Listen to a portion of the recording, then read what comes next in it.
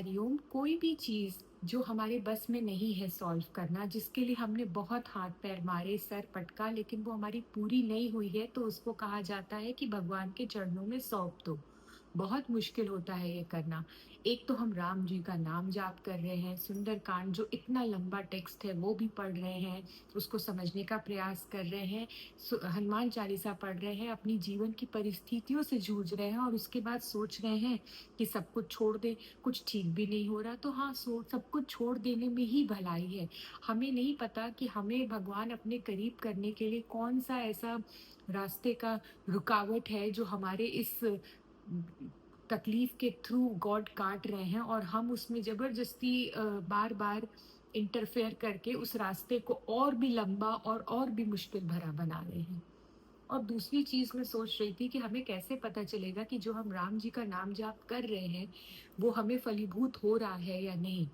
तो जब आपको किसी से भी कुछ भी लेने में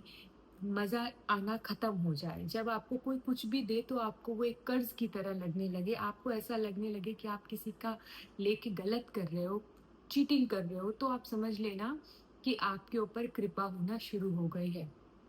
जब लोग आपके साथ अच्छे से व्यवहार ना करें, आपसे बात ना करें, तो बहुत लोनली फ़ील हो, बहुत रोना-पीटना मचे, बहुत अच्छा ना लगे। लेकिन फिर ना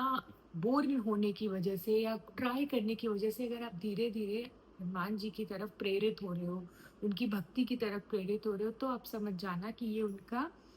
आपका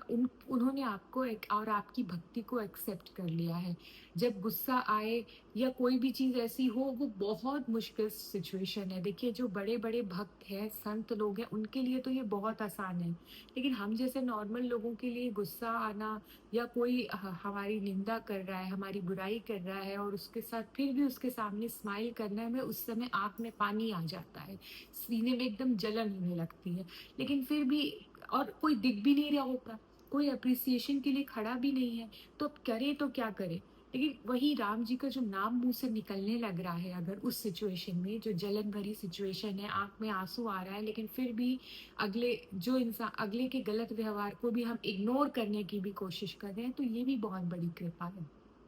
और तीसरी चीज़, गुस्सा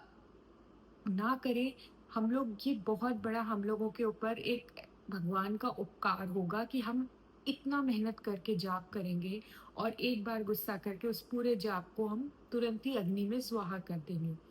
और ये सारे प्रैक्टिसेस अपने आप में हमने जैसे कल कहा कि ये तपस्या ही है। इस तपस्या को हम जारी जारी रखेंगे, मार्ग हमारे लिए अपने आप खुलते जाएँगे, गुरु